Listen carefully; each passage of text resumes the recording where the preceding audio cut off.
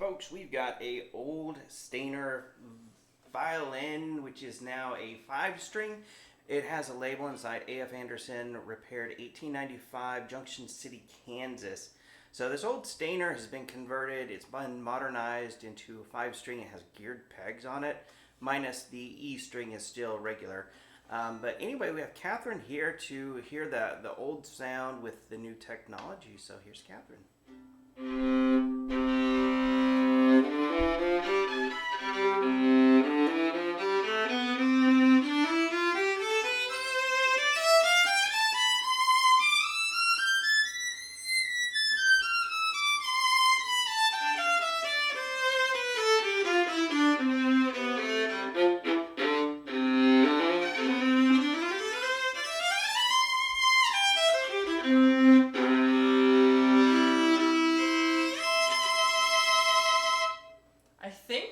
Probably a 4-octave C scale, which was super cool. And you can, it's very rare to be able to say that you can play a 4-octave C scale.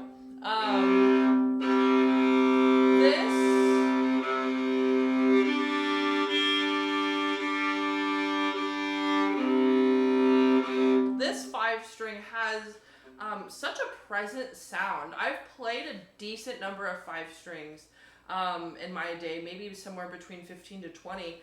And something that I've always found frustrating in violin 5-strings is that there's just not enough power in the sound and the whole spectrum for me, because I like having just power everywhere when it comes to 5-strings.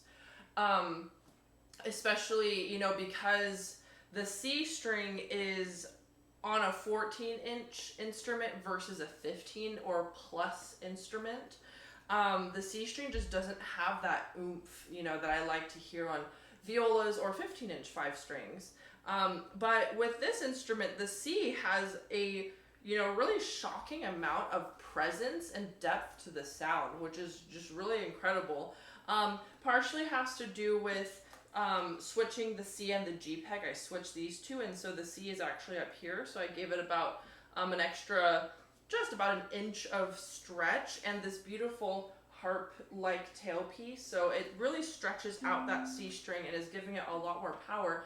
But even before those adjustments, when I was playing it, the C string just had a lot of energy and a lot of sound to it, which is, again, incredible for a 14-inch instrument. If you've ever played a 14-inch viola, the C string just does not have that much body to it. But this has a really lovely low-end sound, which is awesome. It's beautiful, really, really rich, very rich and present. Like, it almost feels like I'm playing like a viola, which is, what you would want. It's, combining two of the best instruments.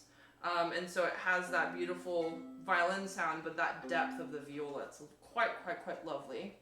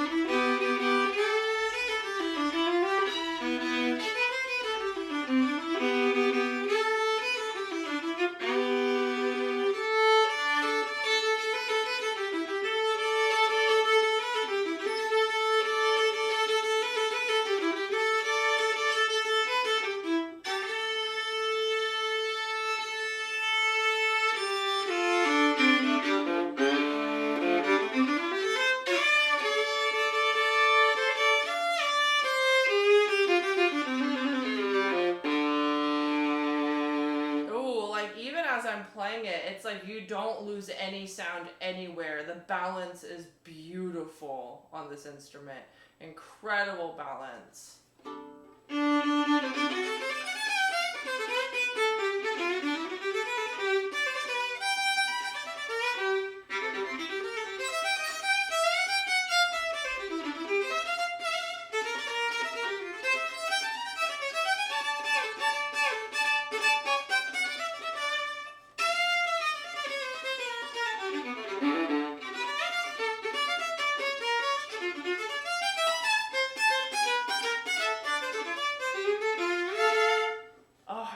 it's just so great. Like as I'm playing, I'm not losing anything.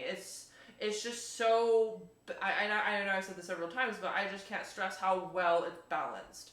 On some other 5 strings that I've played on, especially when I play my Sweet Georgia Brown solo, I notice that like when I get down to that low end, it's like bright, and it starts to kind of like muddy up, and it's so clear on this instrument. So if you're a jazz player and you're looking to have that extra, 5th string so that you can expand your solos and you can expand your accompaniment to the jazz band or, to the fiddle band or the country band or really pop or whatever, you will have great sound all across the board, and it will be incredibly useful to your performances. It'll be very, very useful to your performances. Especially whether you are, doing a pickup directly into the bridge, or you have like a mic on it. It's just going to sound incredible. I can already tell you right now, it's going to sound phenomenal through the speakers. Yeah.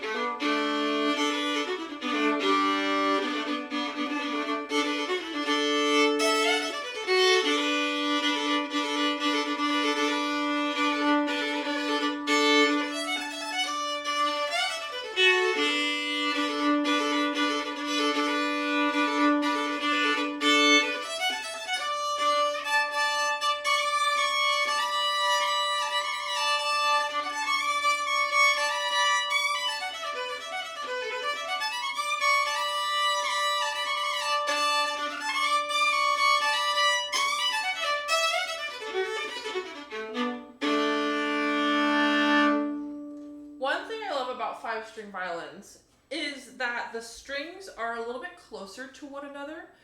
It takes some time with the bowing when you play a 5-string for the first time, or if you're not used to playing 5 strings.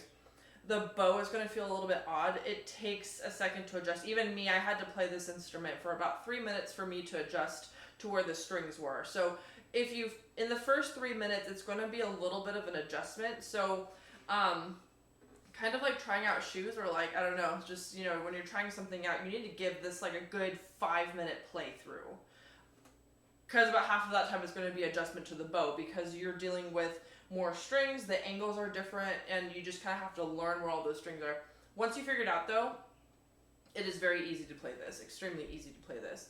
But back to the left hand, one thing that I really love is that, I have narrow fingertips, and so I have my luthier shrink my strings closer to one another on my personal violin, but here they're already shrunken, and so I play fifths so pretty and in tune because they're a little bit closer to one another, because I just have weirdly shaped fingertips.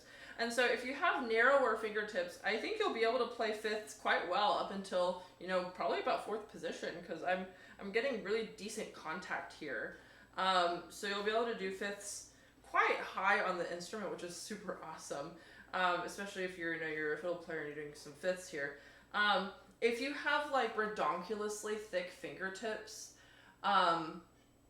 this instrument will definitely be a bit of an adjustment. And I'm talking like, it's like 2% of the violinists out there who have like fingertips that are like this, like that big.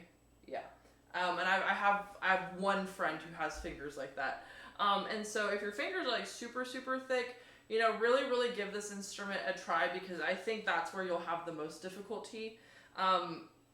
Trying to get out of the way of the other strings while playing double stops might be a little bit more of a challenge. But if you have normal sized fingertips, or more average sized fingertips, you should be fine. And if you have narrow fingertips like me, you will absolutely love this instrument, because it's you can dodge the other strings and play fifths in tune finally. So if you are a contemporary musician, if you are, if you play jazz, or if you just dabble in everything, or if you're more jazz or more fiddle, or, just outside of classical, this instrument is a perfect fit for you. I think that a 5-string is necessary in this day and age, as, music is expanding and growing. I think a 5-string is just so necessary for, modern day musicians. So, And this one, with this sound, this one's going to get snapped up really, really quick. So be sure to reach out to John for any questions or concerns you might have with this instrument, because this one is a beaut. Awesome. Well, I want to do a little bit of a nerding and a little bit of disclosure on this instrument. So it is 1895. I mean, it's had probably every repair out there. Well, actually, I don't see any sound post cracks and such like that. But the top has been off, the neck's been reset. The neck isn't set to normal standards. Like I think the projections like 27 millimeters is typical. This one's probably in the 26, 25 range, which will give it that mellower fiddle sound. Also, the bridge is just a touch flatter. Off camera, Catherine had mentioned to maybe just lower the C string just a bit, because isolating that G was it was a challenge, kind of like with a 3-minute play, and it's kind of on a little needle's edge there. And then the other thing is just it's going to take a special person to love this violin, because it is so old. You can see the scars on it. I mean, front and back, but it is curvy as well. If you like the F holes that have the dip on the side, like this one, yes, I love when you can actually see inside the violin, especially on the E side or the treble side. It's even more pronounced, but this is just it's one of those, you just know it's old, it smells old, it looks old, it is old, but it's been modernized. So that's my 2 cents from my nerdy end.